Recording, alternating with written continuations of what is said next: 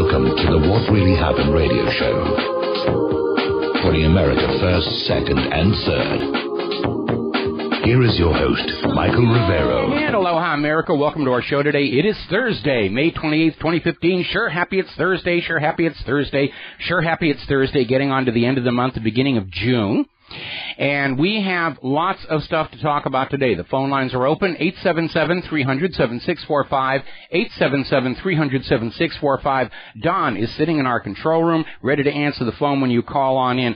Today, our third hour guest, and this time I really, really mean it, is Donald Jeffries. He's the author of a very good book called Hidden History, which is a concise summation of all of these various modern crimes, cover-ups, conspiracies that we have been looking at over the last 20-some-odd years, and some of those years were really very odd indeed. So we're going to be talking to him in hour number 3. All righty, getting on into the news here.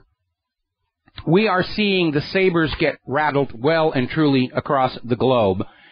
And looking at an article in News 24, military drills increase globally, war preparations in progress. We're certainly seeing that here in Hawaii, where we have the highest per capita concentration of military bases of any state in the Union. And we're seeing them overhead. They're flying overhead, doing all of this training exercises. And more people are talking about war as if it's a given. Coming out of our government, coming out of the corporate media, that, oh yeah, war is coming. You might as well get used to the idea and kiss your children goodbye because we're going to need them. And a lot of people are still responding to that quote from a senior NATO official saying, we'll probably be at war this summer. If we're lucky, it won't be nuclear. They're trusting to luck that this war they're starting will not go nuclear. And unfortunately, they're wrong.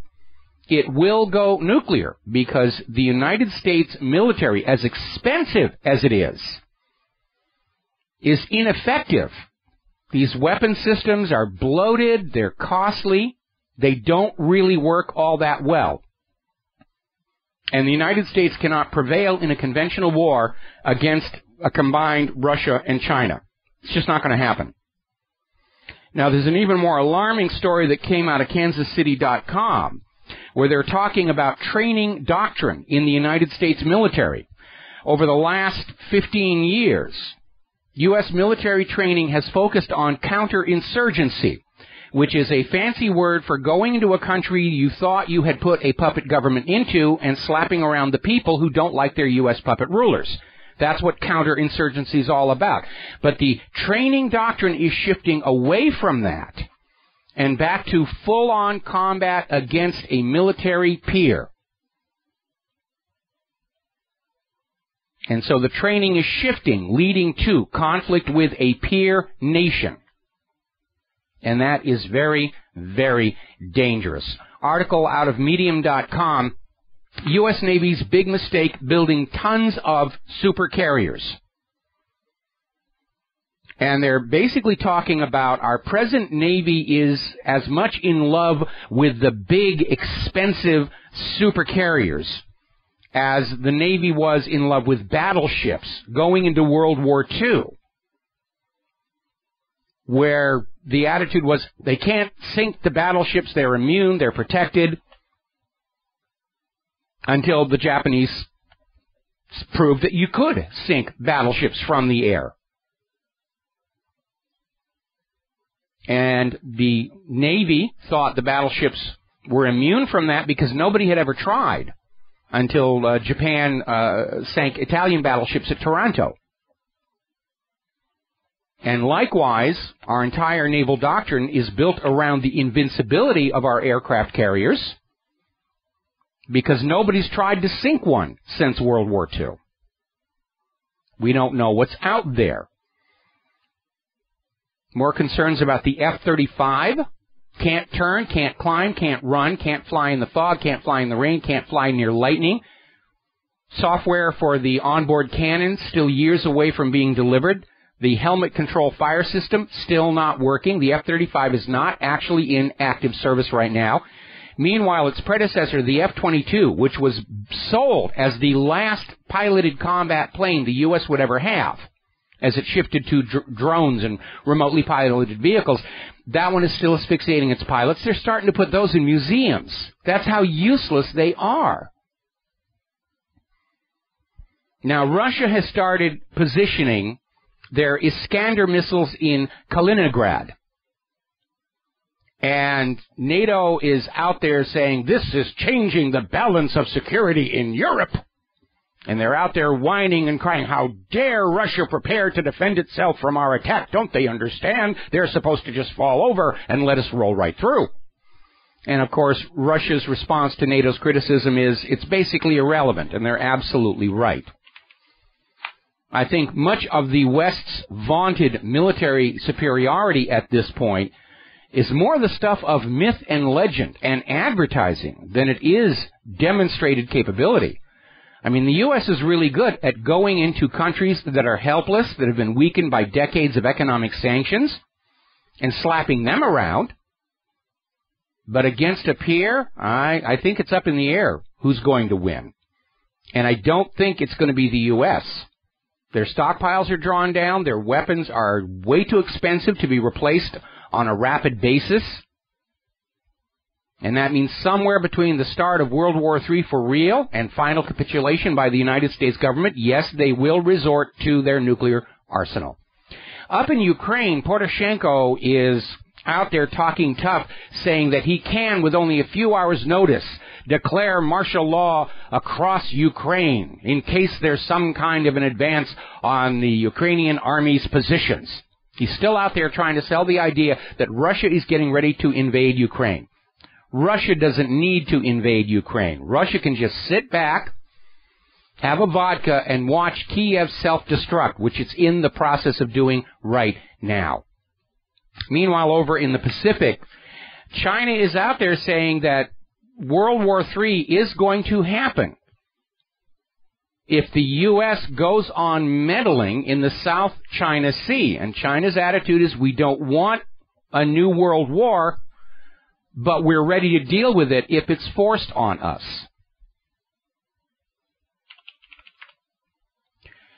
Alrighty, now let's see. Down in Australia, their media has been taking photographs of these artificial islands China is building in the South China Sea. And there's an important point to make there. China hasn't moved on to somebody else's islands that are already occupied. China is building their own islands in the South China Sea. And the Australian media is out there spinning a yarn that China is placing long-range offensive weapons on all these islands. There's no proof. The photos don't show anything like that. There's no evidence, but they're out there, again, they're trying to rattle the sabers and get us into some kind of a state of conflict with China and Russia to stop the rise of the ruble and the yuan, which are already displacing the dollar as the global trade and banking currency.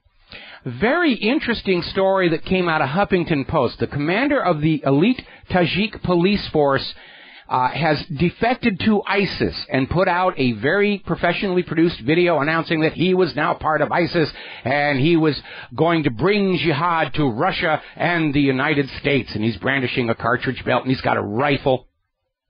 And this looks to me like it's another piece of propaganda, probably coming out of Rita Katz and Site Intelligence, to try and sell the idea that ISIS is in America and we should all be afraid, and ISIS is in Russia and we have to go in and attack Russia to get ISIS out of Russia.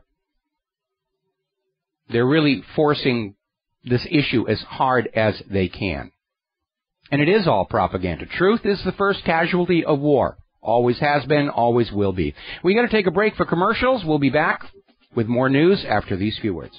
Hi, America. Welcome back to the show here, and we're going to go ahead and take a phone call here before we get into the news about Iran. So, Peter in Los Angeles, aloha. Welcome to the show. What's on your mind?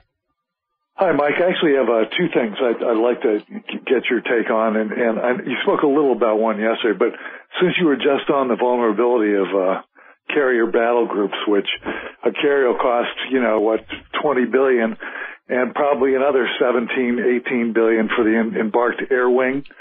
So, then you add on the submarine, attack submarine escorts, the frigates and the Aegis escorts that need to be there. And now you're talking about one carrier battle group being, somewhere around $40 billion or yes. more. And we've seen just in the last couple of years, the Chinese, surface a submarine right in the middle of a carrier battle group in the Pacific. We've seen the French sink one in that exercise. We have the Russians in the Black Sea showing us that Aegis won't protect them. We've also have reports of maneuverable supersonic sea-skimming cruise missiles that can be launched from aircraft, a couple hundred miles away. So a carrier battle group it's absolutely not, I know you know this, but it's absolutely not survivable against any sort of quality opponent at all. Well, on top of that, Russia's developed an incredibly fast torpedo that uses air bubbles to peel away the boundary layer, which is where most of the drag comes from. And this thing is somewhere above 75 knots underwater that it's able to travel. And then, Mike, when you add on to that they're still flying F-18s, which are, late 70s technology, even the Super Hornets, early 80s technology, really. And so even the embarked air wing leaves a lot to be desired anymore, and is really not up to par against first-class opponents. No, it really isn't, because all of the newer weapon systems they were designing to replace the F-16s, F-18s, and so forth aren't doing the job, because they were just exploited for the maximum amount of profitability for the defense contractors. They're loaded up with all kinds of gee-whiz-bang technology, a lot of which just really doesn't work all that much. I remember some years ago when I was out at one of the regular events they have at Kaneohe Marine Air Station, and they had a Seahawk helicopter configured for submarine hunting, and on the side of it, on the port side, there was this thing bolted onto it in such a way that it blocked half of the tubes needed to launch sonobuoys. And I was asking the crew, why is this thing on there? It's cutting, your effective ability to deploy the sonobuoys, and they said they just ordered us to put it on there. And from the crew, I got the feeling that whatever it wasn't seen as a blessing. It wasn't seen as anything that was really going to help them do what their job was supposed to be, which is chasing submarines. And we spent all this money, Mike, on things that like this, these ridiculous, non-survivable naval surface stuff and everything else, and the ridiculous F-35. And yet, honestly, as a former infantry guy, we don't have boots that will last Afghanistan. We don't have a good pair of boots. Just little things like that. Well, I remember when my I have a nephew. I call him a nephew. He's a family relation by marriage, and he served a tour in Iraq. And while he was there, we remember all the huge amounts of money that were being paid to Kellogg, Brown and Root, or later Halliburton, to deliver water to our frontline troops. And they were telling us the water that was actually being delivered was just absolutely foul, where they were having to just dump tons of Kool-Aid in there to make it drinkable. And, of course, if you're adding Kool-Aid to the water, it doesn't really properly hydrate you. And we got into the habit of sending him these Brita pitchers and boxes of the filters, because they'd go through the filters in like 2 or 3 days. The water was that foul. It's all about making money, and what is delivered to the kids who are actually having to fight these wars is really junk. They're marching into battle. They're carrying an average of about 50 pounds worth of stuff that weighs them down. And a lot of it is stuff they're not really going to need at that particular point, but it's just stuff that's provided by the contractor. Remember that big stink about the body armor? That for the normal troops, officers got the good stuff. Okay, but the regular troops were getting this body armor. It wasn't very good. It was all coming out of this one contractor who made so much money he was able to spend $10 million on his daughter's bat mitzvah, hire a top rock band and everything. And yet the military, families were trying to say, we want to buy the good stuff for our soldiers, like the Dragon Scale. dragon skin armor. And the military said, if you are not using the body armor we give you and you get killed, your family will not get the death benefits. And they're not thinking about what's best for those kids on the ground. And they're loading them up with all these medications and antidepressants that are highly addictive and just messing them up because it's churning more money out of the population to support this war effort. Well, Mike, I had a high-level job with KBR, both in Iraq and Kuwait and all over the Middle East. And I could go into that, at really in depth, but I wanted to bring one more thing up, and that's this FIFA thing. Yeah. Which, the FIFA has been corrupt, just like an NFL team going to a city. There's bribes. You bribe councilman and the local state assembly guy, and that's what happens. I mean, yeah, there's been bribes ever since the Olympics were invented. All these big sports organizations are, have a degree of corruption here, and Vladimir Putin is absolutely correct. The U.S. doesn't have jurisdiction. Okay, these people who were arrested are not U.S. citizens. Whatever crime supposedly occurred did not occur on U.S. territory. The U.S. got the order from Israel. Smash FIFA before they could have that vote about kicking out Israel's team from World Soccer because it would remind too many people of how South Africa's athletic teams were being kicked out over their apartheid government. And that's why Israel didn't want this thing to move forward. We did a flashback to a story on Monday about Israel crying foul over FIFA's possible suspension of their team, because it hammers home the fact that the world is waking up to the reality that Israel is an apartheid state. And so Israel called up Washington, D.C., said, you get those FIFA people and you teach them that you don't dare criticize Israel. U.S. government calls the Swiss and says, arrest these people for corruption. You're going to extradite them to the U.S. These are not U.S. citizens. They did not commit crimes on U.S. soil. The U.S. is angry because they wanted to let Moscow have the World Cup. This is pure political hatchet work going on. Okay? Okay. Completely. All right, Peter, we got to let you go and take a commercial break. Thank you very much for the phone call. We'll be back after these few words. Aloha, America. Welcome back to our program here. And France is now out there saying they will oppose the P5+1 deal unless Iran agrees to full open inspections of all their military sites, including non-nuclear ones. Now, this was never part of the deal. The whole P5+1, the whole rattling of sabers against Iran was ostensibly about Iran being able to prove the negative, that they are not building nuclear weapons.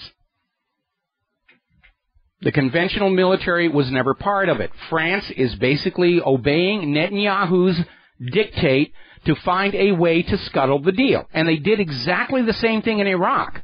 When Saddam was trying to come to some kind of a deal, you can inspect our facilities, you can inspect our whatever here, and they kept adding more and more and more, and finally ended up with saying, we have the right to go in and look at all your military secrets whenever we feel like it, which was a deal breaker. And they were trying to get, Israel was trying to get their minions in the U.S. to make this demand. Obama's not going along with that. So now they've turned over to their occupation government in Paris and said, you go over there and you go say that Iran's got to let us look at everything. Their rockets, their bullets, their guns, their boots, their uniforms. Nothing is off limits. We can just spy on what they're doing anytime we want to.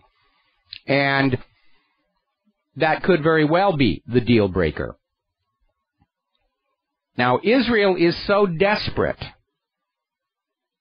to make sure there is no possibility of peace with Iran, so that your children will be sent off to invade and conquer Iran, break it into little tiny pieces, put the oil on the world market only for the U.S. dollar, impose a privately owned central bank on them.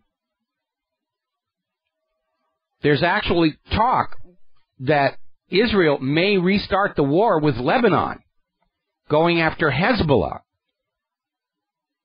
because that would also work to destabilize the region and kill the nuclear deal with Iran. Now, right now here in the U.S., opinion polls are showing a large majority of the American people are supporting President Obama's diplomacy with Iran.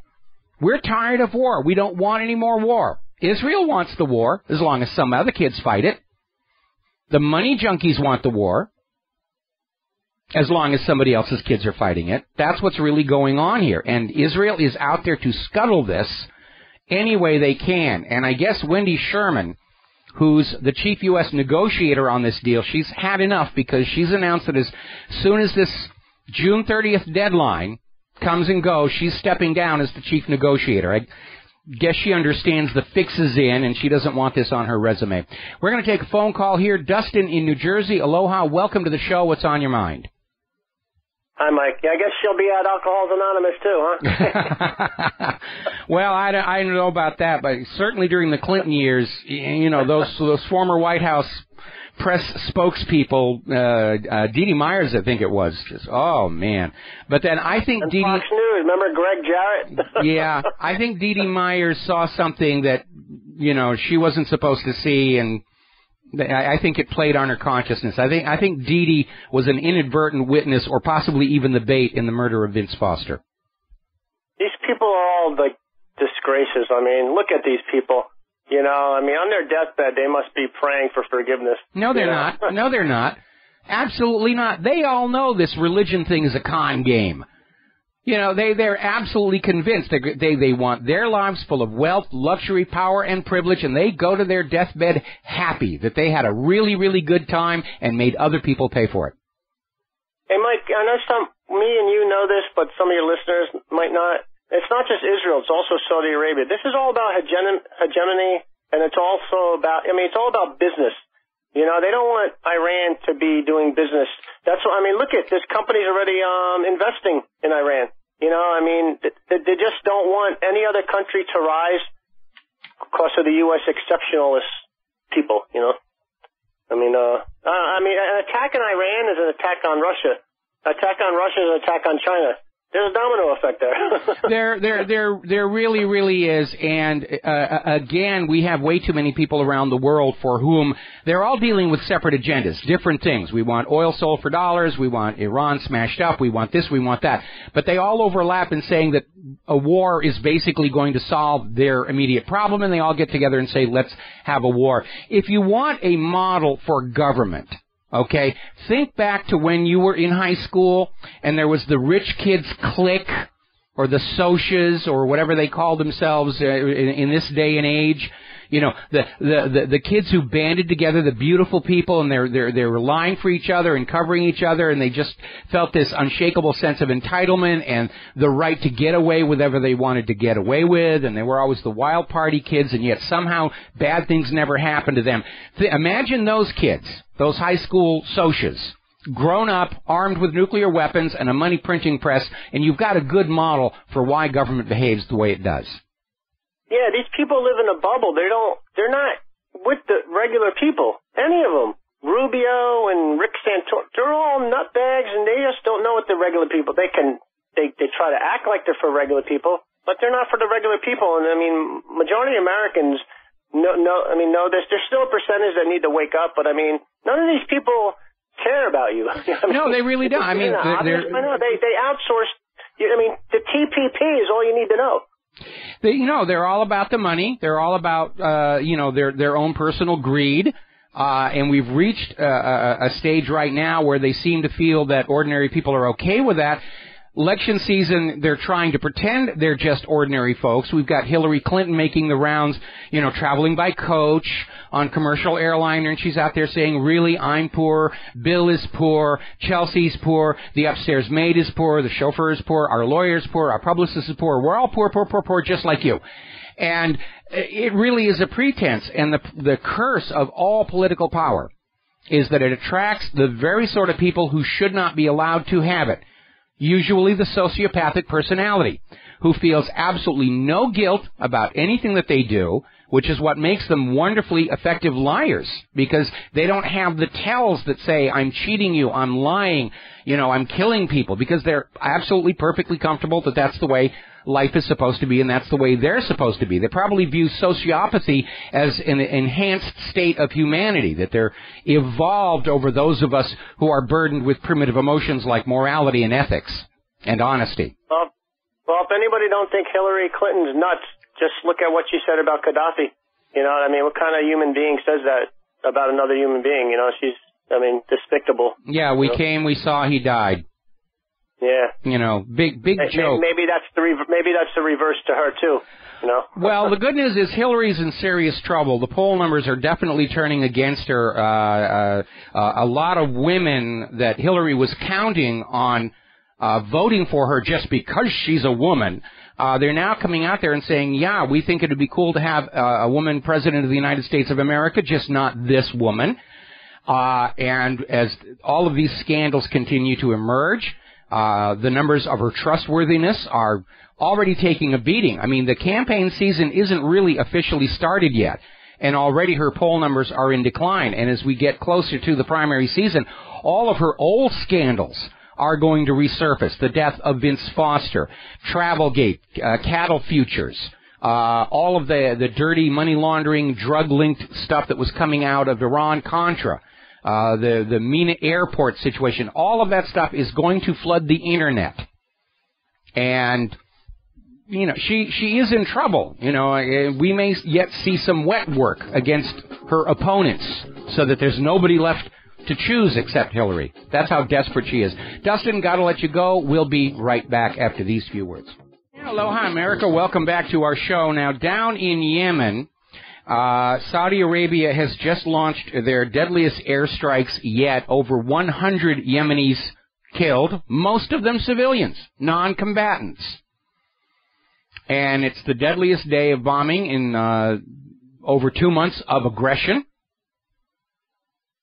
And they're just punishing the Yemeni people for daring to kick out their U.S. puppet ruler.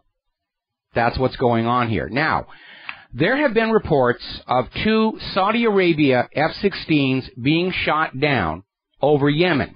That's what the corporate media was acknowledging. But examination of the wreckage shows that these 2 F-16s are of types the U.S. has never provided to any Arab nation, not Saudi Arabia, not anyone. The only nation getting this particular version of the F-16 is Israel. This is coming from a U.S. military journal. Now, we know from the attack on the USS Liberty that Israel is not shy about using mismarked or unmarked aircraft to conceal their hand, but it may be that Israel is actually involved in this punishment of the Yemeni people. Those gosh darn conquered provinces don't know to stay conquered. Now, over at the United Nations, a lot of the various envoys are saying that the IDF needs to be added to the list of countries that regularly cause harm to children, based on the number of children who were murdered in previous Israeli attacks into Gaza. Now, this list includes organizations such as Al-Qaeda, Boko Haram, and the Taliban. And yes, Israel does murder a lot of children in their strikes. They were bombing schools last summer. Israel, of course, is out there screaming it's all an anti-Semitic plot. The Jew haters are trying to cause harm to Israel, and they're putting pressure on Ban Ki-moon to keep Israel off that list. Now, up in Ukraine, they have just officially defaulted on their debt. Poroshenko has signed a law passed by the legislature basically imposing a moratorium on repayment of Ukraine's foreign debt until at least July of 2016. And, of course, the immediate impact is no more payment of Ukraine's $3 billion debt to Russia.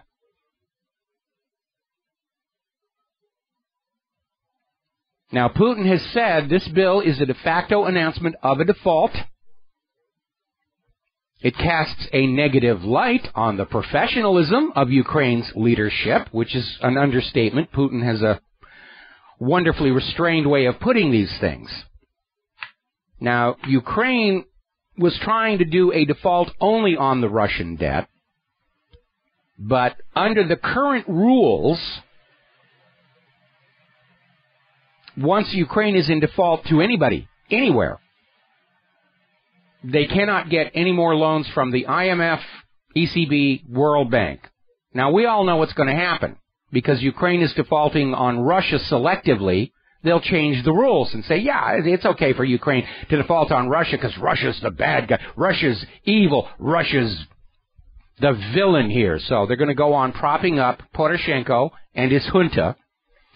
And meanwhile, Ukrainian Prime Minister Yatsenyuk is basically announcing a fire sale of Ukraine's prime assets to raise cash. It's basically the looting has begun. They're selling off Ukraine to private ownership.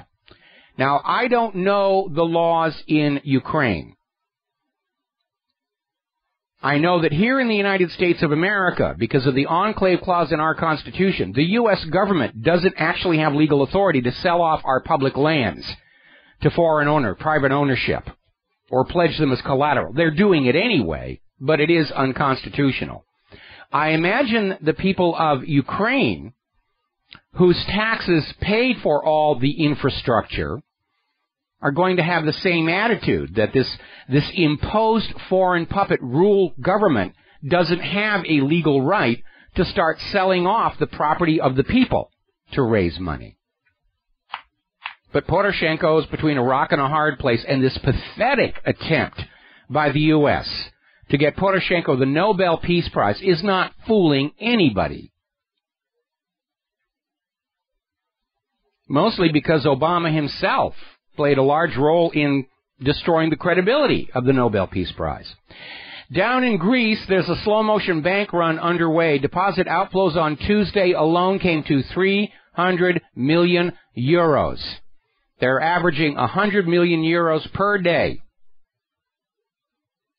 5 billion euros in the month of April. People are taking their money out of the bank. They don't trust the banks, with good reason. Over the last few days, we've been hearing about Austria getting ready to demand the repatriation of their gold. Today, it's official. Austria has formally requested the return of 140 tons of gold from the Bank of England. Basically saying they don't trust the Bank of England to safekeep their gold bullion. Especially after what happened when Germany wanted their gold back and got the big stall from the Bank of England and the Bank of France and the New York Federal Reserve. It's almost eerie, all the things we were talking about on that History Channel show, America's Book of Secrets, The Gold Conspiracy. And when it first came out, and everybody was saying, oh, boy, that's really kind of out there. And now they're saying, yeah, boy, we nailed it. We nailed it on that show. I'm rather sorry that show was not renewed, because they were definitely going into things the public needed to know about. All righty, story out of journalneo.org. China's new roads to Russia. They're talking about the commitment by the Chinese government to develop this new Silk Road economic belt, high-speed railway infrastructure, building entire new cities, industrial zones, construction, improving standards of living for hundreds of millions of people that have been ignored by the world for generations. They're building a new financial empire and a new global alternative to the bankrupted dollar-centric system. And the U.S. is now facing the consequences of having handed over control of the U.S. currency to a private central bank in 1913. They cannot compete. No nation enslaved to a private central bank issuing the public currency as a loan at interest can compete with nations with an honest money system.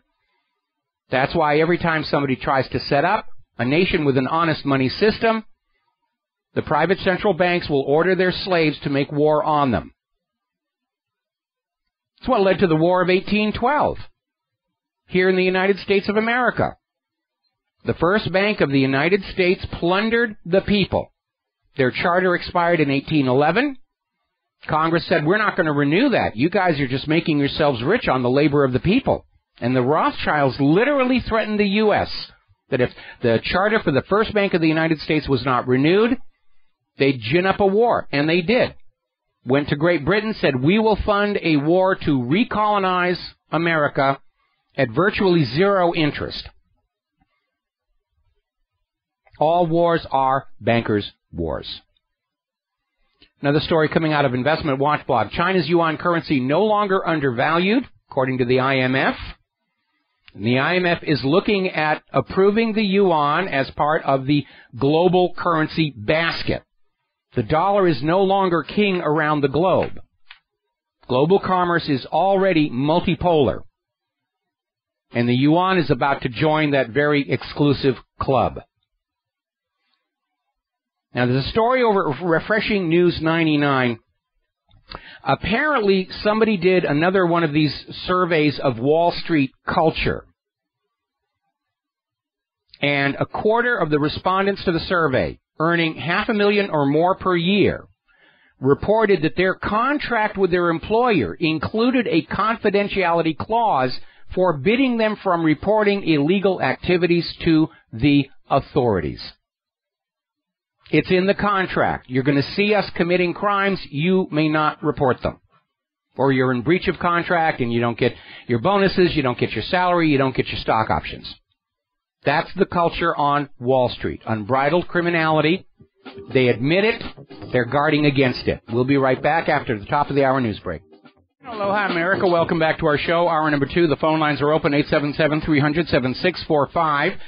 A little bit of good news. J.P. Morgan is going to cut more than 5,000 jobs. They need to cut expenses, meaning J.P. Morgan Chase isn't the profit center it once was, even with all the crimes and corruptions. And, of course, now that the world is aware that these big financial operations are engaging in constant, ongoing, all-encompassing criminality, it's a little harder for them to scam people. People don't look at those bankers' suits anymore as a new version of priest's robes where this person is above suspicion. He's above reproach. We can trust the bankers. One of the most revealing things that happened to me during the production of Lost, we were using one of the big banks in downtown Honolulu as a set. And because of that, we got to go behind where the tellers work to see what it looks like from the bank employee's point of view. And, you know, the lobby's beautiful, the windows are all, it just looks solid and everything. And from the backside, it was all cracked and rotting. It looked more like a set than our set did. It's all fraud. It's all illusion. We're going to grab ourselves a phone call here. Steve in Massachusetts. Aloha, Steve. Welcome to the show. What's on your mind? Hey, Mike. I want to talk about J.P. Morgan. Yes. And a couple months ago, they were buying millions of ounces of silver. Yes. And a couple of years ago, China bought out J.P. Morgan. So does that mean China is amassing all the silver, or? I was unaware that China had bought out J.P. Morgan. I know they're invested in it, but I think Jamie Dimon is still calling the shots over there. Okay. Yeah, from what I heard, they bought out the building. And well, buying out the building is not buying out J.P. Morgan. They maybe bought the building that J.P. Morgan is in, but that's not quite the same thing. When you buy a house, you don't buy the family in it. Okay, yeah. That makes sense. Okay. Another question. When they talk about going to a cashless society, does that mean they're in fear of people running to the banks and they're not having enough money to supply to people when they make a run on the banks when everything collapses? That's one of the reasons why they're talking about a cashless society, is to basically create a situation where it's impossible for the people to do a run on the bank, because all the people will be allowed to do is move their wealth from one bank to another. They won't be able to put it in their own pocket. The second reason they're talking about a cashless society is because here in the United States of America, there's about $1.3 trillion worth of currency in our pockets. And while it's in our pockets, the banks can't play with it. And so by banning cash and saying we all have to have a plastic card, it immediately recapitalizes the banks to the tune of $1.3 trillion. Another reason, of course, is that if we're doing everything on those plastic cards, the government knows everything you're buying, your jelly donuts, your newspaper, whatever.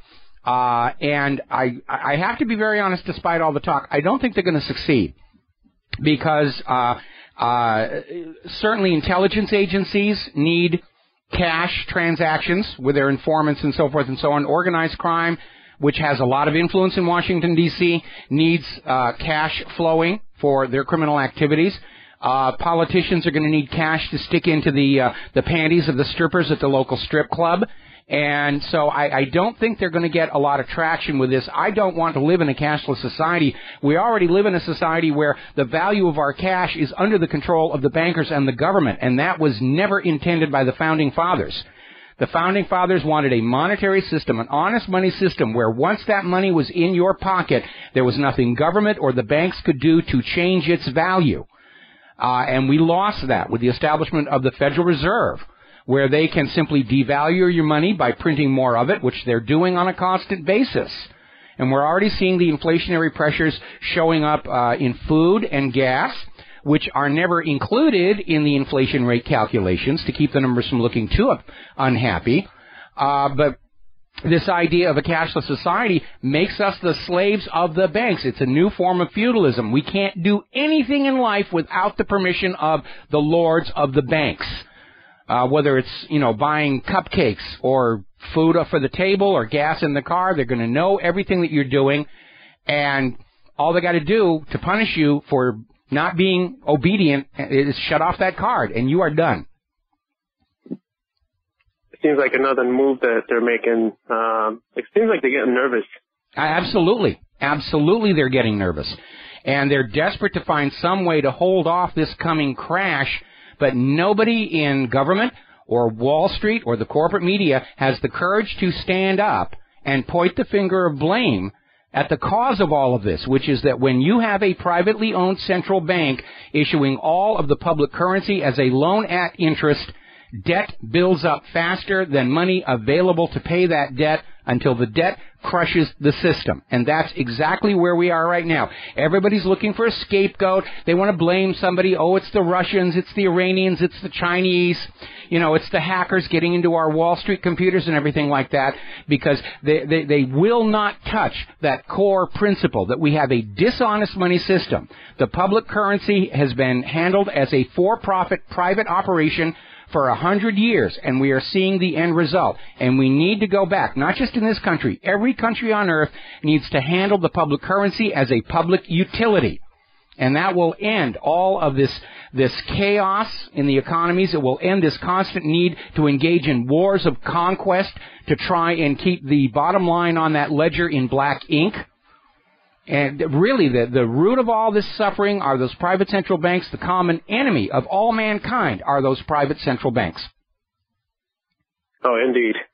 Okay, well, thank you, Michael. And have yourself a good day. All right, thanks an awful lot. We're going to let you go here. Now, Boeing is now issuing an ultimatum to the U.S. government. Boeing gets subsidies from the U.S. government. And I'm not talking about just the military contracts for the military aircraft. Boeing overall gets taxpayer subsidies to stay here in the United States of America, provide jobs for Americans, and Boeing is threatening to leave the U.S., to go to another country if that subsidy doesn't get reapproved. And we're already seeing a lot of companies that are leaving the United States for more business-friendly climates. Now, McDonald's is losing so much money, it stopped issuing reports. They were doing these monthly reports on their sales and revenues. They've now stopped doing that because they don't want that to be getting out anymore. McDonald's, I think, committed the same mistake that Radio Shack did. They moved away from their original target demographic, their original customer base, decided they wanted to go high style and high end, and they destroyed themselves. McDonald's reputation, their entire empire, was based on affordable, decent food, good price. And McDonald's over the last few years has gotten very pretentious with McCafe. They wanted to be upwardly mobile. They wanted to attract more of the elites and the upper middle class, except that there isn't much of a middle class next. And if you go to McDonald's, their burgers are very expensive. There's a lot of concern about all the additives and fillers that are in there. And so it's basically lose-lose, high price and poor quality food. And that's why people are turning away, and they're going to those restaurants that are announcing GMO-free, chemical-free food. And it makes a lot of sense. Radio Shack's mistake. Radio Shack built its empire being the go-to place for people who like to build their own things, build electronics, build radios, set up CB and ham and shortwave, and they stopped doing that, started selling the same high-tech consumer items that everybody else was selling, divided the market, and that's why they went away. Got to stick with the knitting. Stick with what you know works for you, and don't start having dreams of glory and upward mobility and expansion of marketplaces. We have to take a break for commercials, and we'll be right back. Hello, hi, America. Welcome back to the show here. We're going to go right to the phones here with John from Barbados. Aloha, John. Welcome back to the show. What's on your mind? Hello, Michael. Yes, FIFA, the world football body that America has very little input to. They've only just joined the soccer fraternity recently. And already the U.S. is out there trying to tell them how to run their business. We know that the timing of this corruption scandal is intended to derail FIFA's ejection of Israel's soccer team for the apartheid crimes of the government. Vladimir Putin, of course, is looking at it from the point of view that the people in the U.S. government are already out there saying that Russia should not be allowed to have the World Cup in 2018. As punishment for its aggressions in Ukraine, and obviously Putin's not going to go along with that because Putin understands Russia is not the aggressor in Ukraine, the United States is. I have news on that FIFA decision. Yes. Apparently the remaining officials in FIFA says this is not going to change their decision on ejecting Israel from the World Cup. So good for them. It's a mistake. And now I'm looking at the French on this thing with Iran and the P5+1. Well, actually, I've looked at French history. You can always trust the frogs to stab people in the back. They've done it for donkey's years. Whatever agreement you come to, you can be sure the French will change their mind. They always do. Well, I think clearly they had encouragement this time. They were being encouraged by, because Israel was over in Washington D.C. doing the same thing. Say you got to add this on to the agreement here because they knew it was going to be a deal breaker. Iran is not going to allow foreign spies to be looking into all their military development. That's just nonsense. Absolutely. And as for the aircraft carriers, these 11 aircraft carriers that America has.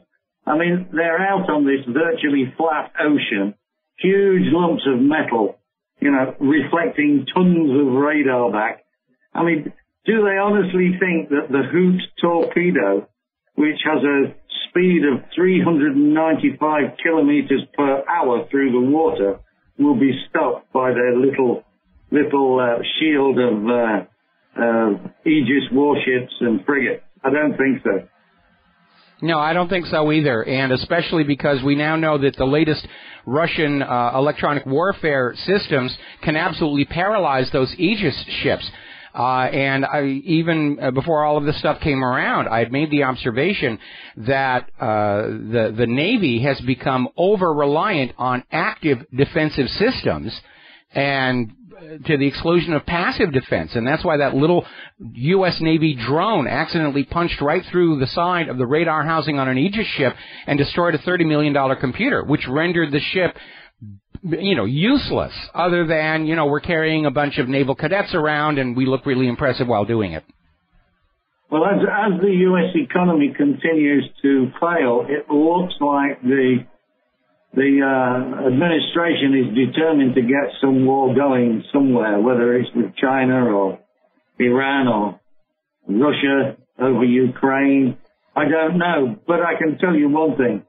Me and a lot of other people will not be on America's side. No, that's absolutely true. I mean, world opinion has turned against the United States. We're not seen as a moral leader. We're not seen the leader of the free world. The rest of the world is actually beginning to feel sorry for the people in the United States of America, having to put up with the crotch grabbing and the spying on all of our phone calls and everything like that. We're not seen as a bastion of freedom any longer. In fact, we're correctly seen as having descended into outright fascist dictatorship. And one school of thought is a new world war will fix the economy. The other thought is simply, well, at least it gives the government somebody to blame. You know, we didn't wreck the economy with, you know, it's the gosh, war with Russia and China. It's all their fault. You hate them for all the suffering.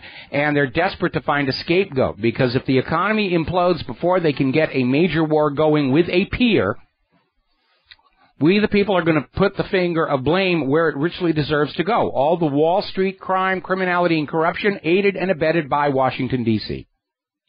Well, what I want to really point out is that America imagines that it is surrounding Russia and China, but with the submarines in 2008 that surfaced off the East Coast when Russia went into Georgia, just to remind America, you know, don't play silly games. We're here.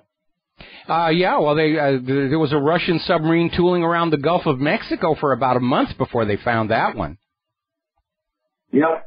So, you know, it's not going to be this one-sided fight that the Pentagon and other people imagine. Well, you know, the problem is the Pentagon is believing its own propaganda, that they won World War I and World War II. No, they were on the winning side, okay, but they didn't single-handedly win either one of those. In fact, the primary U.S. contribution to World War II, outside of the nuclear weapon, was simply we had more bodies and more manufacturing to throw into the fray. And, I mean, they were building those Liberty ships. They had a life expectancy of one crossing of the Atlantic, but we could crank those ships out faster than the German torpedoes could sink them. Well, you don't have that manufacturing base anymore. I mean, no, we don't. It's been, you know, sent overseas. But we lack the 4 M's. We lack the 4 M's to win in a war. We don't have the manpower, the money, the manufacturing, or the moral authority to prevail in a new world war. John, I'm going to have to let you go here. I want to get to one more call before the commercial break here. Doug in Virginia, aloha. What's on your mind? I just wanted to comment on the banning cash. That's actually occurred in Appalachia, in the coal mining region of the country. I talked to some relatives, and at the time, back in the Great Depression, there literally was no cash in a town. So all the coal mines operated by paying scrip. Well, scrip is currency. Well, okay, but it's non-transferable, yeah, and you could only spend it at the company store. Well, there were a lot of those abuses that were going on, and it wasn't just the Depression. The idea of the company town, it was a huge abuse of the workers, but it was more about keeping them enslaved and not allowing them to be able to leave once they had joined a company town. Exactly. Okay? Okay. Thanks very much. Thanks a lot for the phone call. Yeah, interesting piece of history where entire economies in the company towns were based on the scrip, which is a form of currency, but it was a form of currency that did not allow the people to escape from the company town because it was completely worthless everywhere else. It was absolutely worthless. All righty. Now, we're coming up on a commercial break. When we come back, if at first you don't succeed, try again. And once again, they're going to launch a Draw Mohammed contest and take out provocative ads and just dare those gosh darn Muslims to react so they can justify more war in the Middle East. We'll be right back. Aloha, America. Welcome back to the show here. Now, not too long ago, Pamela Geller organized this Draw Mohammed cartoon contest, which apparently was intended to provoke a Charlie Hebdo-style attack here in the U.S. in order to bring about more of the draconian limits on freedom of speech that we are now seeing in France, where you are free to bash Islam or even Christianity, but don't you dare say anything bad about the Jews. Well, this last attempt didn't work out so well because the two patsies, who we now know were being managed by a known FBI informant into this situation, they didn't get inside. They didn't get past the lobby. And it came and went. But if at first you don't succeed at creating a false flag, try again. So over in Phoenix, there are plans for a Muhammad cartoon drawing contest scheduled for tomorrow, taking place in front of a mosque. Obviously, this is intended to be a provocation. They want somebody to respond, and they'll probably have a couple more of these patsies being nurtured by the FBI come in and shoot up the place. And this time they're going to have lots and lots of blood because they need a Charlie Hebdo here in the United States of America to get the American people to go along by saying, oh, yes, we have to do what France is doing. There have to be limits on freedom of speech. Now, the Anti-Islam American Freedom Defense Initiative is getting ready to run a major advertising campaign in Washington, D.C., featuring the cartoon that won that drawing contest in Texas. And critics are saying, yeah, it's a provocation. They're trying to provoke the Muslims into doing something that can be used to justify more of these wars on the Middle East. Anyway, so let's talk about politics here. Rick Santorum is now in the race. A lot of people are saying there are so many people piling into the GOP race for the White House. It's actually going to divide the GOP vote, which could actually work for Hillary, who, at least at the moment, is still the presumptive Democratic nominee for next year. And Santorum is out there basically saying what he thinks the public wants to hear, wants to drive a stake through Common Core, wants to junk the IRS, wants a flat tax. All of these are ideas he's taken from other people like Bobby Jindal, Ted Cruz, and Steve Forbes. And he's out there saying that he stands for the American worker. Now then, U.S. Senator Lindsey Graham is in Israel. Wow, I wonder if that means that he is going to throw his hat into the ring.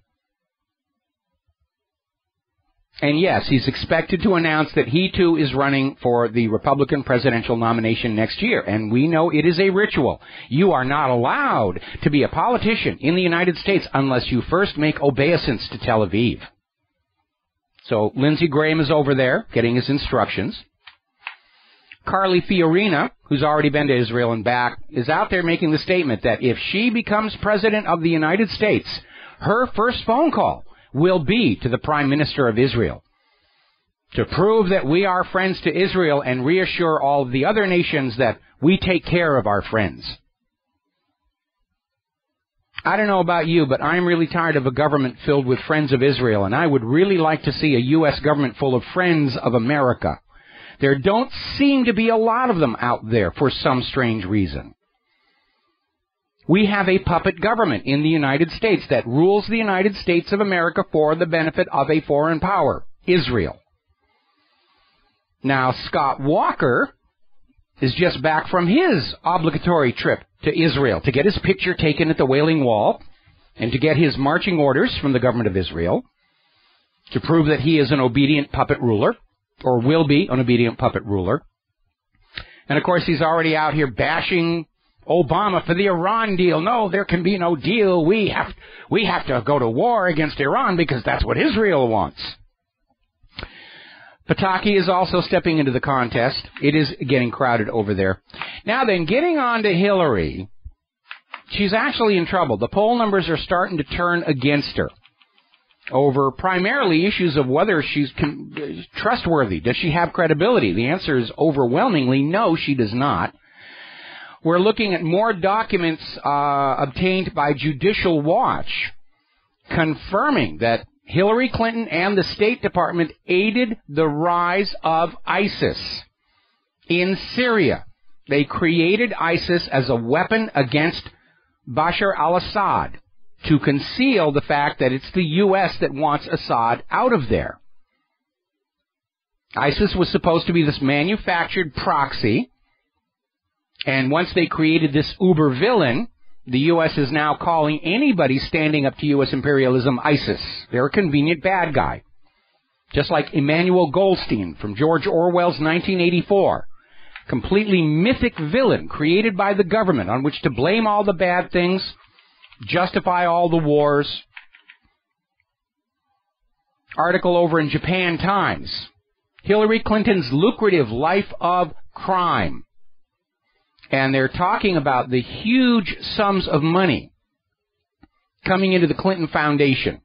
$30 million over the last 16 months primarily from paid speeches to large corporations, banks, and other organizations. Since leaving the White House, the Clintons have earned more than $125 million on the lecture circuit. And they're talking about the public's growing perception that Hillary is out of touch with common man and common woman. And she is. Nobody can be that rich and understand what it's like to be living in America today. She's never going to miss a meal. She's never going to be looking at an eviction notice. She's not going to be getting phone calls from credit card companies and the mortgage companies. She's not looking at repossession. She has no idea what it's like to wonder if you're going to be able to put food on the table tomorrow. Latest Pew poll. Hillary's credibility takes a dive. 53% of the respondents to the poll, released today, say Clinton is not honest. 39% say they think she's honest. The rest are undecided. Those are not good numbers going into the primaries. All right, we're going to grab ourselves a phone call. Slim up in Canada. Aloha. Welcome to the show. What's on your mind today? Hello, Mike. Well, I just wanted to call about the Middle East. I called you a little while back regarding it, but I didn't get a chance to complete my conversation with you. Okay.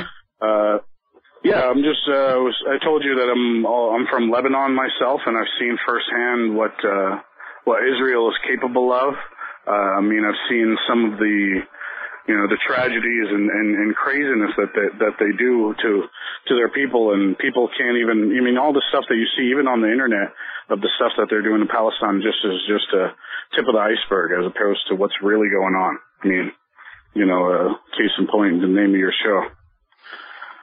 So, have you ever heard of the town called Qama in Lebanon? It's in the south of Lebanon. Yes, I have. Yeah, so you're aware of what happened during the when Israel was trying to invade Lebanon that time, and what they did to Qama the two times? Yes, I remember. We reported on it during the last time Israel was trying to get to that Litani River, and we reported on that. We reported on the fact that Israel was targeting the UN observers, and when Israel pulled out, I mean, they just left the ground absolutely carpeted with these cluster munitions. Slim, we're going to have to take a 4-minute break for commercials. Stay on the line. I'm going to come back to you after these words from our sponsors. Hello, America. Welcome back to the show, and we're going to go right back to the telephones here to Slim in Canada, and you were talking about some of the things you witnessed when you were in Lebanon regarding Israel's various malfeasances. Yeah, unfortunately, your show is only 3 hours long, so I can go on all day about what 3 hours is enough. for you. But I'm saying I can go on for longer than 3 hours about what I've witnessed, and I'm not trying to look for pity or anything. It's just what I've seen is enough to know that, based on what I've seen, and also, I mean, like I told you before, I have nothing against people that are from Israel, nothing against Israelis per se. It's just the people on top. It's just like with Walmart. I'm not going to go to some Walmart employee and badger him over what his president is doing. It's stupid. Or McDonald's, for that matter. I mean, back to what you were talking about McDonald's, and I mean, the reason why McDonald's is losing money is because people are waking up. People are waking up in droves. I find and if it's not me waking them up, it's another person that's awake is waking them up about what McDonald's has in their food. And I mean, I'm sorry, but silicone is meant for, it's not meant for chicken nuggets. I mean, No, I mean, for breasts, but not those kind of breasts. Well, here's the situation. Part of the problem is that the U.S. government, I mean, the reality is between Fukushima and the Gulf of Mexico and GMO and the rest of it, there isn't enough healthy, nutritious food for the current population. And so over the last several years, the U.S. government has sort of had this nudge, wink deal going on with the food industry where descriptive words like beef or tuna are no longer about a specific fish or pieces of a cow. They're actually trade names for something that may contain some cow but also contain fillers, like wood pulp. There's actually wood pulp in restaurant hamburger, but they're allowed to say it's beef, 100% beef, but it doesn't mean it's 100% part of a cow. It's just like fragrance and like deodorant. Fragrance could be any type of gasoline or Lord knows what the heck it could be, and they call it fragrance. right? I mean, it's just a label. And those are not tested. They're treated, because it's a fragrance, it's outside the body, we don't need to test it. But obviously, if you're smelling the fragrance, it's inside your body and interacting with your biochemistry. Yeah, which is never good. Nope. Yeah, but back to Lebanon. I mean, what's your opinion on the stuff going on over there? I think personally that the whole thing that happened with Hariri's death, right? I mean, now they're having these trials, and I don't know where, which is all a bunch of crock. They're blaming it on Syria, which I think had nothing to do with it. I think they implemented that to get Syria basically out of Lebanon. And I mean, I agree. I absolutely agree. Most Lebanese people that lived in Lebanon during this, while they were there, we wanted them out anyway because they were doing checkpoints. They had these checkpoints in every part of the road, and if you were driving to the airport, they'd rob you of your money, rob you of your stuff, and this and this. So lots of people were happy that happened. What they don't know is, be careful what you wish for. And as soon as they got out, we had what's labeled as what you guys call as America. I call the Federal Reserve. I don't call it America. I say America, using America like using Israel as a label. But unfortunately, Americans are put into that label as well, which, it's the same as Canadians now with Harper and government. It's like as if we're American now. We're no longer considered Canadian. We're considered American because Canada is no longer a peacekeeping country. We go to you go to war. I mean, Prime Minister Harper is just out there. He's fully in support of the war agenda. Part of that is the fact that Israel's government has been subverted by Israel, just like the U.S. Also part of this whole North American Union mentality where they're all starting to think like we're just one big, conglomerate and we can throw our weight around a little bit more. But as bad as Syria was behaving in Lebanon, Syria in Lebanon was keeping Israel in check. And once Syria was driven out of Lebanon, Israel, of course, attacked trying to attain that Litani River. And they're going to do it again. They're going to do it again, imminently, I would say. As soon as Syria left, they had all these militias cropped up. Hezbollah got stronger. We have this guy, Aoun, and then we have this other guy, Samir Jaja, which are the two guys that are like these, both Christian, but really I think they're working with Israel along with Hezbollah.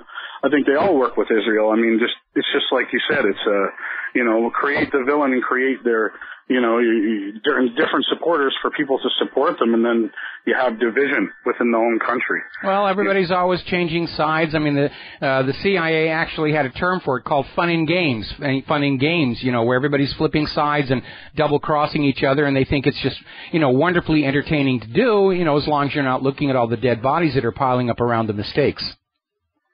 Yeah. I mean, all I ask of all your listeners that if you want to prepare, there's two things. One, if heaven forbid you're in an area where something were to happen, where there is a situation that were to happen. I learned this from what happened in the last blow up that happened in Tripoli in Lebanon. This one guy went into a cafe, blew up the cafe, and then this guy whose name is Abu Isa, which I praised and I put his picture all over Facebook. He saw another guy walking, because when you get a bomb, you're only going to blow up maybe 20 people. But when you get the gathering of people around, then that's when they get the amount of people that they truly want. So I ask people that if something, heaven forbid, were to happen, make sure that you keep your eyes out for someone, because this guy Abu Isa kept his eye out, and he basically, I don't want this to happen to you, but I mean, he basically jumped on the guy and smothered him. If it wasn't for him, there would have been a lot more deaths at the time. And nobody, mainstream will never ever mention this guy, but Kanye West will be on the news every day. Yeah, it's true enough there. No, well, it's just like the gun laws here in the United States of America. The corporate media is always out there reporting on this or that crime. They're only recently beginning to report on police committing crimes, but they never talk about legally armed citizens stopping crimes in progress, because that doesn't help the agenda. Anyway, Slim, got to let you go here, coming up on the top of the hour. Thank you very much for the phone call. Now then, we have the Campaign Legal Center and Democracy 21 watchdog groups based in Washington, D.C., have submitted a request to Attorney General Loretta Lynch to investigate Jeb Bush's super PAC under allegations that it is engaged in knowingly and willful violations of the campaign finance laws. It's the latest in the string of complaints against Jeb Bush here. Former House Speaker Dennis Hastert has been indicted on federal charges. And basically, the Justice Department has charged the Illinois Republican for evading reporting requirements. Apparently, Hastert took $1.7 million in cash from various bank accounts from 2010 to 2014, and he structured it. All the withdrawals were under the $10,000 limit. He told the FBI he was just keeping the cash on hand. Apparently, he was making payoffs to somebody who was not actually named in the indictment. I think between now and next year's elections, we're going to see the Department of Justice coming down hard on Republicans to try and sell the idea Republicans are corrupt. And yes, they are, but so are the Democrats. Now, Obama is now threatening to cut funds for the school lunch program if schools refuse to support his transgender program. Go ahead, Obama. Cut the funding for the Michelle Obama school lunches. Probably the best thing that could happen to those kids' health is not be forced to eat that stuff anymore. Now, Obama, who's down in Florida, talking about preparations for hurricane season, and he's out there pushing global warming is causing hurricanes, and we've all got to agree to a carbon tax and the rest of it. And he actually went on Twitter to answer questions about climate change, the threat that it poses to America. It's leading to terrorism, and he's going to come after you with that carbon tax because you didn't make the money he thought he was going to make off of Obamacare. So he's going to be coming at you with that carbon tax. And apparently he did not get a warm reception on Twitter. Some of the people talking to him on Twitter asked him why he sucks. And basically looking at that string of Twitter comments on Obama's Twitter account, it's basically a litany of his failed presidency, at least from the point of view of ordinary Americans. He's a huge success for the bankers, for the war machine, for Israel. He is a disaster. He's a tragedy for we, the people of the United States of America. All righty, we're coming up here on our top of the hour news break. When we come back, we're going to have, I hope, Donald Jeffries and Hidden History. Aloha, America. Welcome back to our show, hour number 3. And joining us on the phone is Donald Jeffries. He's the author of a book, Hidden History. He sent me a copy. I haven't gotten all the way through it, but my impression so far, it's a very concise, clear summation of all of these various issues we have been discussing over the years. It goes back to John F. Kennedy, talks about TWA 800, Martin Luther King. And Donald, thank you for sharing time with us today. Thanks for having me on. Well, I think the first question is, what led you to want to write this book? Well, I write a lot of fiction. I had a novel published in 2007, and I had kind of become a little frustrated at not being able to get a bigger publisher for the rest of my fiction, and I finally thought, I've been involved researching the Kennedy assassination since the mid-1970s when I was a teenage volunteer for Mark Lane's group, Citizens Committee of Inquiry. Mm-hmm. And it's what I knew best, and I thought, well, I don't want to write just another Kennedy assassination book, and I've always been convinced that there are threads, between all these events, and so I just wanted to write a book about, I thought, I'll start it with the Kennedy assassination. It's a nice 50-year window there at the time I was completing it. And I just wanted to, show how, for the last 50 years, and obviously I think we can go back farther than that, but for convenience sake, the last 50 years, we've just been on a downward spiral, and you can just see it's just kind of an uninterrupted timeline of corruption and cover-ups and conspiracies. It certainly is a very comprehensive timeline, and, of course, I've been actively involved as a truther for over 21 years now, but I remember when I was a kid and Kennedy was assassinated, like everybody else, I bought the official story until I heard about Jim Garrison's case against Clay Shaw, and I had kept all the magazines and newspapers from the Kennedy assassination, but I'd never really looked at them. And I flipped open this issue of Look magazine to the photograph taken by James Altgens, where you can see Oswald standing at street level at the moment Kennedy's grabbing his throat. And there was another photograph that was there to support the idea of the magic bullet theory. But if you look at it, you can see that the photo isn't even taken from the book depository, because the book depository is visible to the right of the frame. And that was when I really came to understand the degree to which we're all lied to, have been lied to all along, and how our belief in the trustworthiness of government and the media blinded us to what was literally there in front of our eyes to see. And it was a major life lesson which has stayed with me ever since. Yeah, me too. I was 7 years old when JFK was killed, and it was a traumatic event for our family, being a Catholic, and, they were proud of him being the first Catholic president. And so it had an impact on me. It was one of my first big memories of, watching the funeral on TV and Oswald killed on live TV and so forth. So it had an impact on me, and I started getting into it again. I always loved, the Kennedys. When Robert F. Kennedy was assassinated, I was already very politically astute, and I was, really rooting for him to win the California primary. And I asked my dad that morning, hey, did Bobby Kennedy win? Because we were on the East Coast, and he said, yeah, but he was shot. So that one really, impacted me, and I continued to just kind of be, I want to say a Kennedy fan, but I'm a follower of them, and so, as you can see, I cover all their deaths, and, there are a lot of them in this book, but the Kennedy assassination was certainly what I call the mother of all conspiracies in the book, and certainly for our generation it was, and I think it was psychologically it was a tremendous impact on the country, because, you went from this elegant, good-looking guy who inspired so many young people with the Peace Corps and so forth to this crude hack party politician in LBJ. It was just kind of the contrast couldn't be more complete than that, and I think a lot of people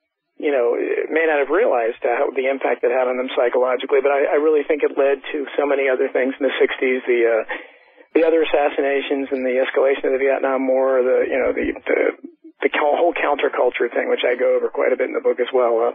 I just think it would have been it's probably the most significant political assassination that I can think of, because I think so many things unraveled because of it.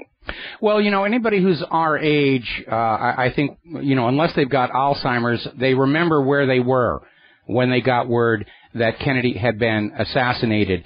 And I think Oliver Stone did a reasonably decent job in his film of JFK, and they did mention the point. Things just really went downhill after Kennedy was killed, and it really did change the entire course of the nation.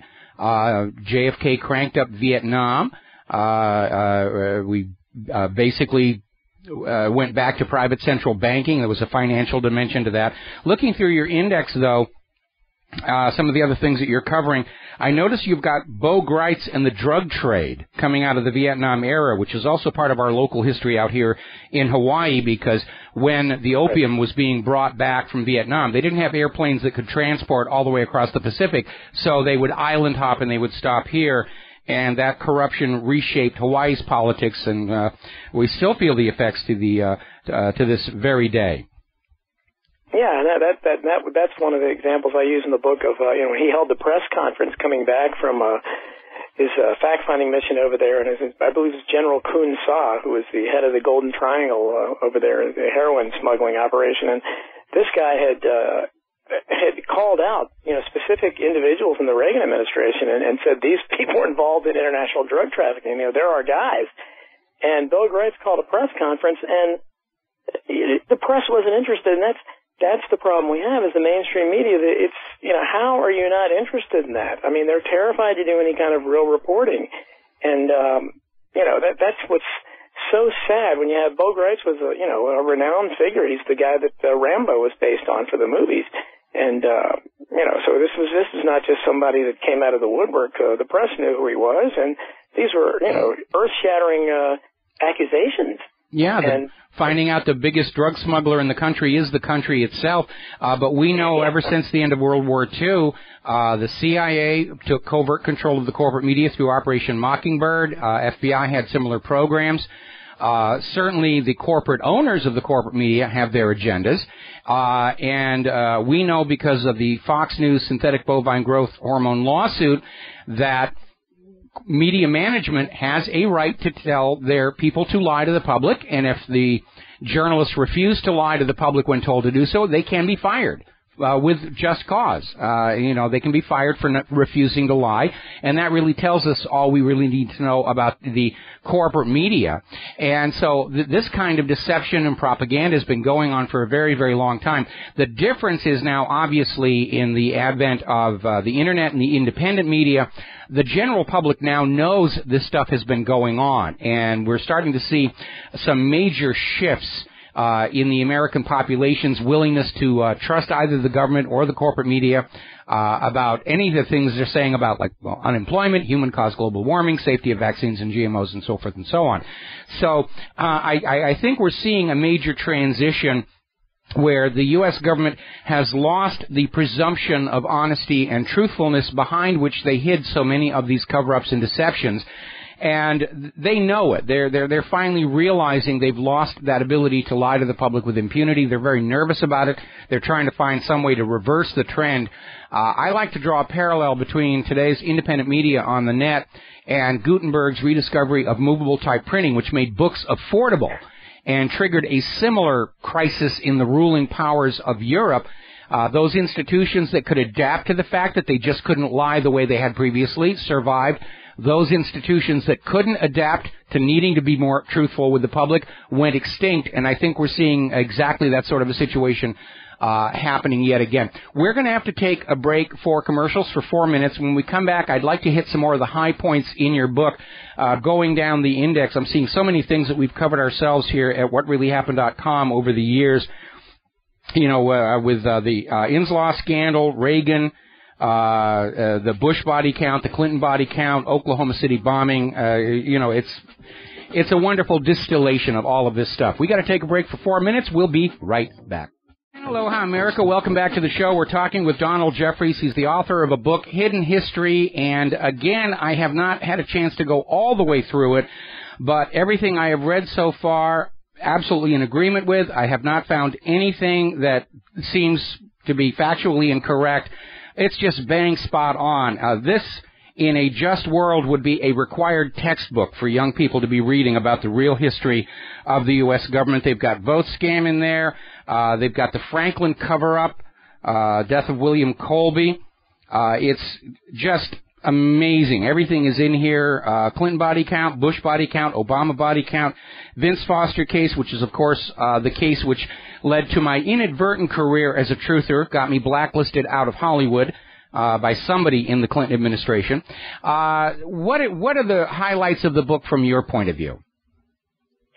Well, yeah, I do cover so many things. I personally think that the most unusual thing in the book, which just differentiates it from other books, is the coverage I give. I give a whole chapter to the plane crash of John F. Kennedy Jr. because no one else had really delved into that, and I did conduct my own investigation. I talked to a lot of people, and I had always kind of suspected that, but after I looked into it a little more, I mean, there's no question in my mind it was just another assassination of a Kennedy. Yes, absolutely, I agree. At my website, I had a rather heavy section devoted to that as well, and in part because I have family on Martha's Vineyard who confirmed that, no, it wasn't cloudy, the weather was clear, they could see the mainland, and just all that nonsense. But again, it's a historical reality. Kennedys get killed for political reasons. And at this stage, most people understand crazed lone nut assassin doesn't wash anymore.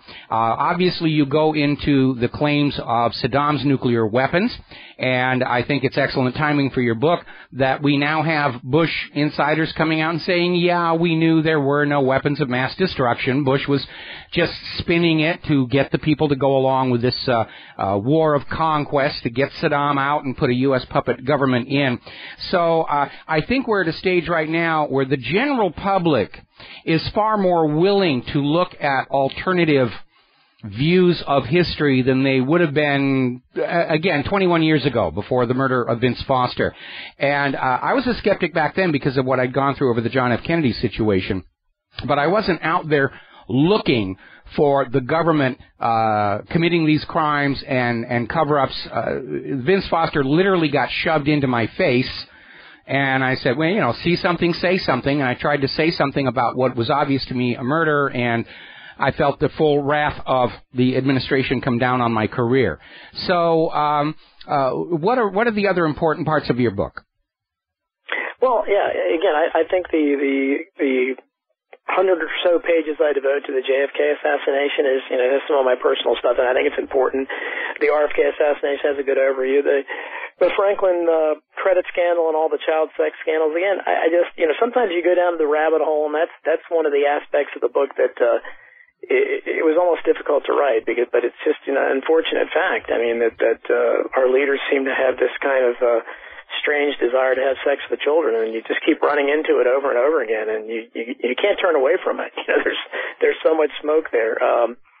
And the idea that I've had several readers that didn't like certain parts of it, because we still have this left-right paradigm where some people, will like love the parts on Clinton and Obama because they're predisposed to not like them, and then the other readers might overlook that, and they'll be happy with the way I treated Reagan and Bush, because I think these are all just figureheads, and hopefully I point out in the book as I show, whether it's Reagan's record or Obama's, whoever you look at, I mean, their record is always different from their rhetoric, and they really, are not going to have much power anyhow, because if they go outside the strictures of their masters, then you see what happens. You see what happened to JFK.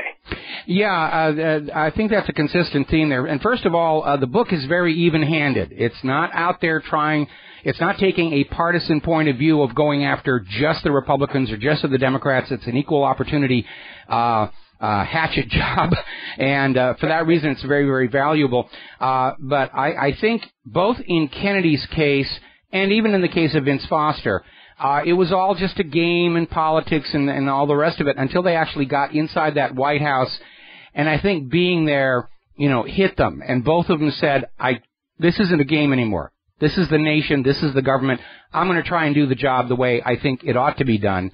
And, of course, Kennedy angered so many people. He angered the Texas oil billionaires with the oil depletion allowance. He angered Israel over his refusal to allow them to obtain nuclear weapons. He angered the Federal Reserve with his Executive Order 11110. He angered the Mafia, which, frankly, had helped him steal the election from Nixon by declaring a war on organized crime and putting his brother in as Attorney General. So there were a lot of people that thought Kennedy owed them, and he turned his back on them, and that's why we had so many people who were just ready to go on in there and get rid of him. Same thing with Vince Foster. He was in charge of the blind trust declarations, and he started looking at that, knew they were fraudulent, said he was going to go to jail if it was ever exposed, and so he wanted to resign, and then he wound up dead in Fort Marcy Park.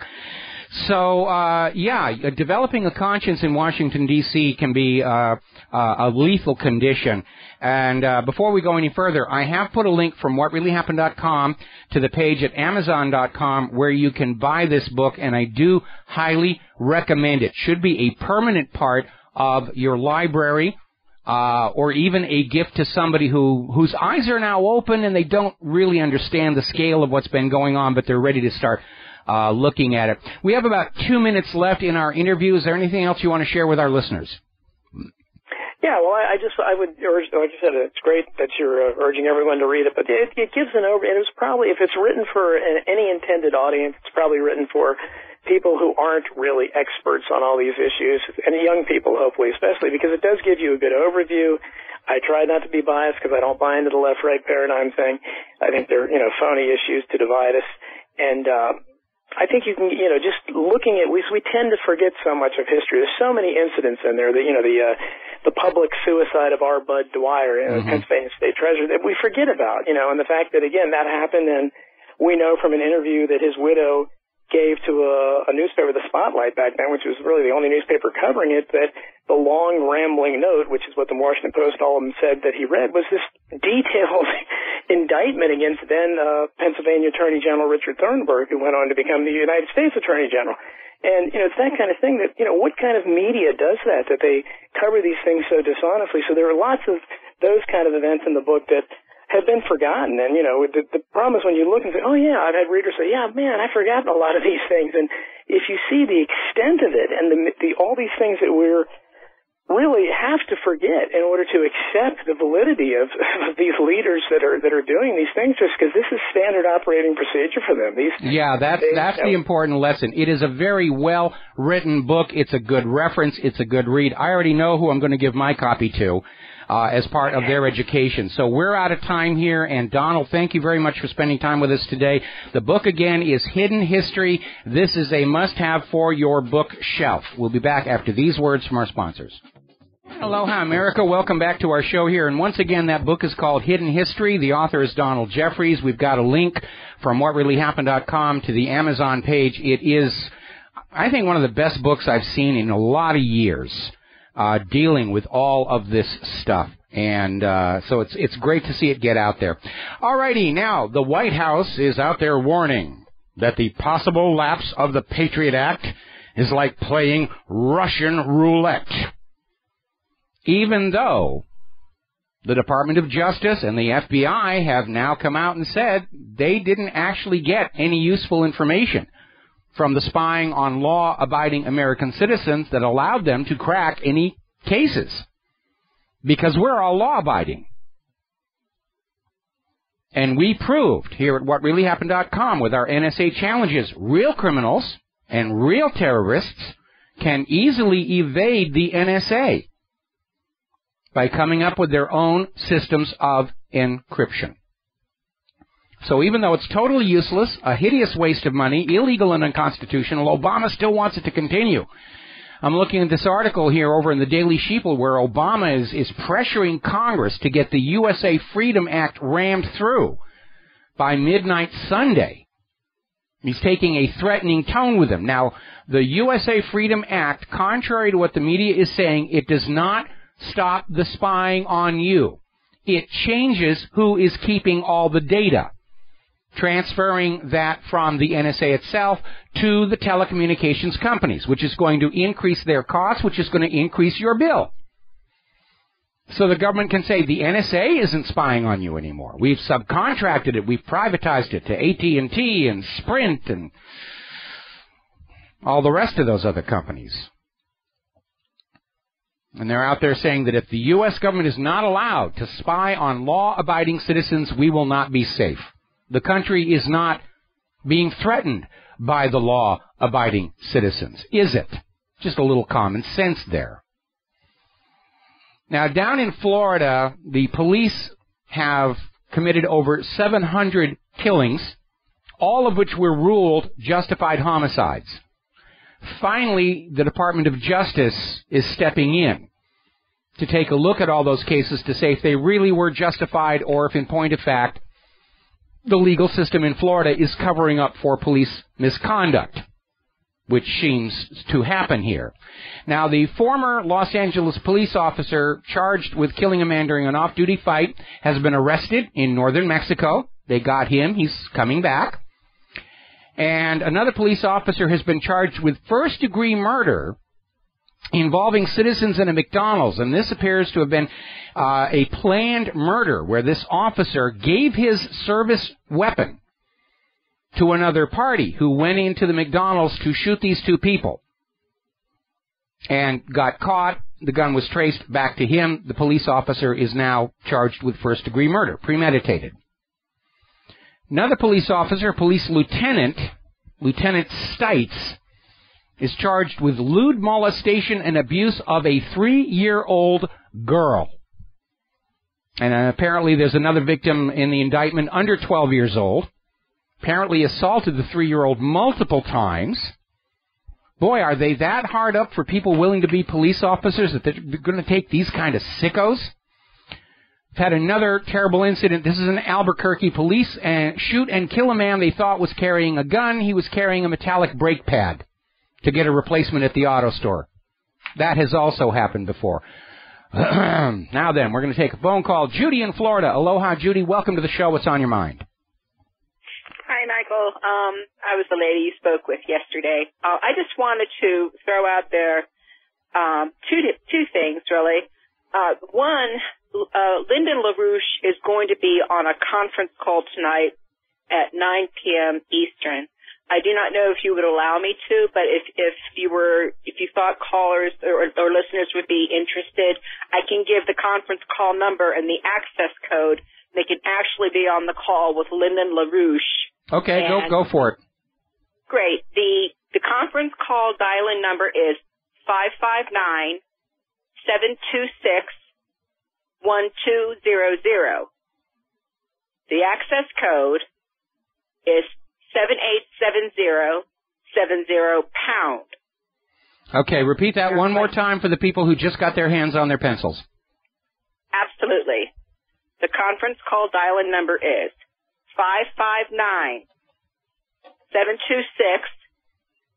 559-726-1200.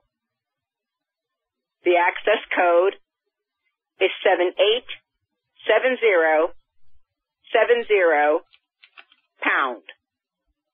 All righty. Well, anybody who's interested will call on in there, and thank you very much for the information, Judy. We're going to let you go because we're running out of time, and I got a bunch of stuff that I need to be covering here. Up in Chicago, they just pulled a little bit of what I think is a fast one.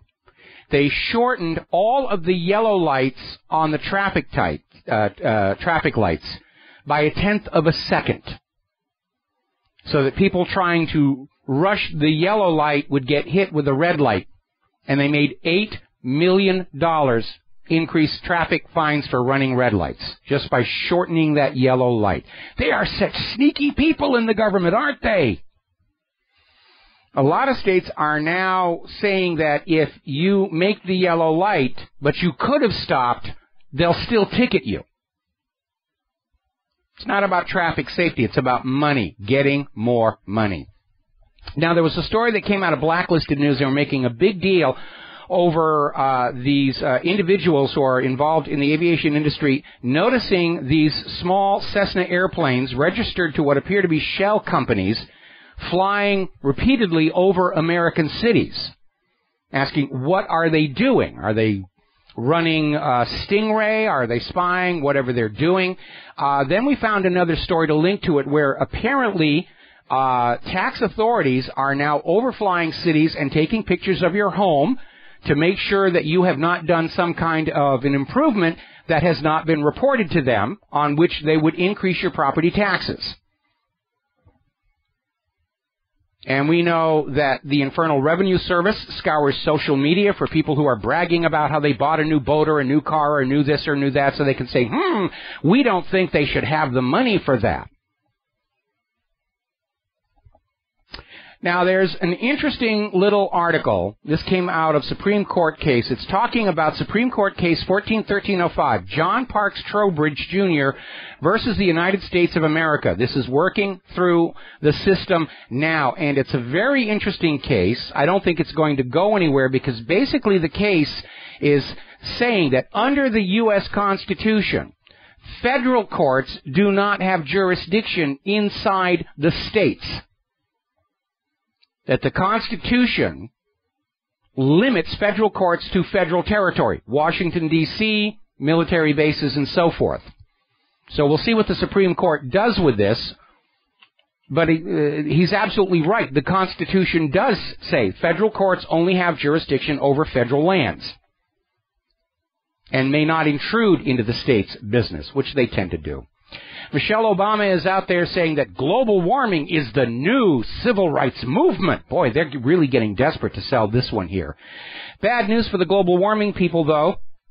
Over at Daily Caller, they're talking about a new study out of Great Britain acknowledging the Earth is getting colder, saying that the cooling trend is probably going to last decades, but it's only a temporary respite from human-caused global warming, and we still need to buy carbon credits and pay carbon taxes and allow a global environmental authority to tell us how to live, even though there's no warming. They're acknowledging finally that the world is actually getting colder, but it's only temporary. We know it's going to come back. We're going to take a break for commercials. We'll be right back. And aloha, America. Welcome back to the show here, finishing up on global warming. We have mentioned many, many times on this show, you should be your own best scientist, your own best analyst. Trust the scientific method. It is a wonderfully valuable tool for determining what's real and what is not. But you should never take a scientist's word about anything because of the golden rule of science. Whoever's got the gold decides the science. The global warming movement was very well funded in the expectation that the funders were going to make a huge profit with carbon credits and the rest of the agenda there. And illustrating why a healthy dose of skepticism regarding any scientific report that you are being shown on TV or in a magazine is warranted is this very fun article out of Free Thought Blogs called The Chocolate Diet or How to Lie with Science. And it's talking about these researchers who just wanted to see, how careful the scientific media really is. And they wrote up a totally bogus report claiming that eating chocolate would help you lose weight. And they used all the tricks that we have seen the carbonazis use, selective data, very careful filtering, a bunch of ambiguous expectations and assumptions.